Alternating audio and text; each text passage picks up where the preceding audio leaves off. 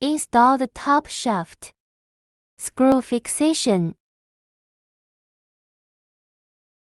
Then install the door clip onto the glass door leaf. Insert the small cover plate. When installing the door leaf, insert the ground spring shaft into the door leaf shaft hole. Tighten screws for upper and lower clamps. Next, adjusting the lifting and opening direction and speed of the glass door.